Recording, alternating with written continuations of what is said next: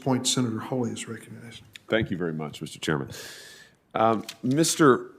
Olsen, let me start with you. How many personnel in your National Security Division are working on cases or other issues surrounding the events of January 6th?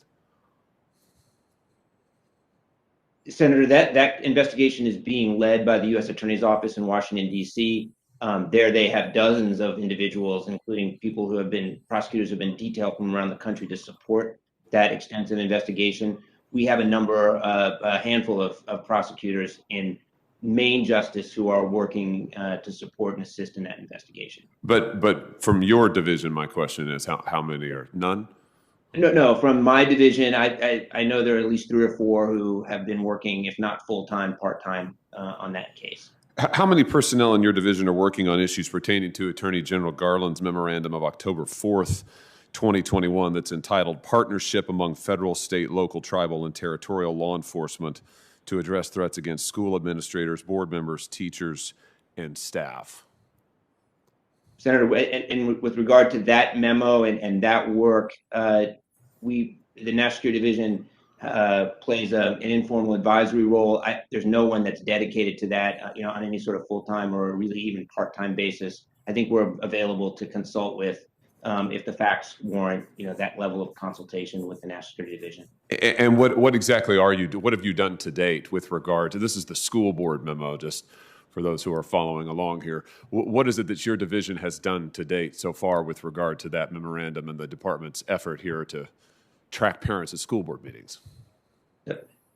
With regard to the school board memo, which again I understand is an effort to protect school board members, other public servants, teachers from acts of violence or threats of violence. But from the perspective of the National Security Division, I don't think we've had any particular role or done anything in particular with regard to that effort. So you're not coordinating with local officials? Again, I'm not aware, Senator, that the National Security Division has played any role in any matter up to this date. I've been in the role for 2.5 months, but I've not heard of anyone in my division having any role to play there yet. You responded to some questions from Senator Whitehouse just a moment ago about parents at school board meetings. The gist of the questions was it doesn't really matter if it's a school board meeting or elsewhere. If you commit acts of terrorism anywhere, then it's terrorism. Or is it your view that parents speaking out at school board meetings can be or are domestic terrorists?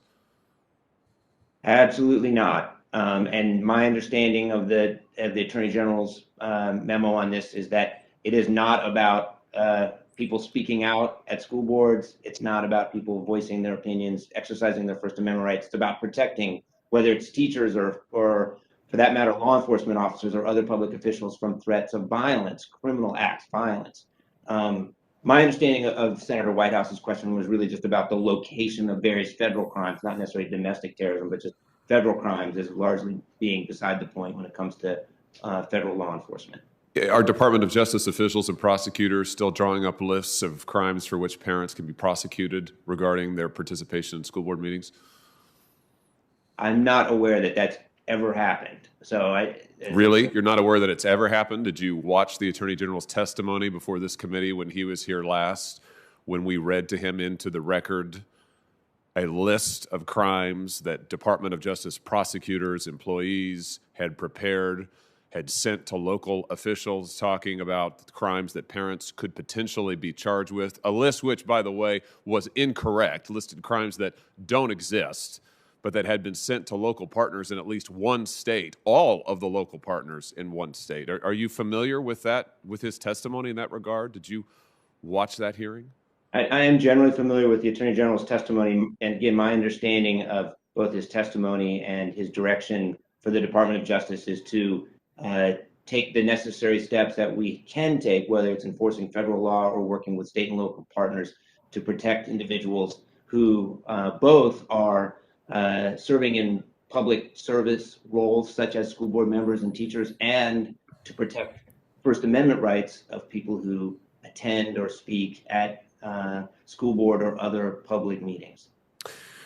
Well, Here's my issue with that, is that what we have found consistently out of the Department of Justice is we can't get a straight answer as to why your division would be involved at all with regard to school board meetings, why the Attorney General told us you wouldn't be whatsoever.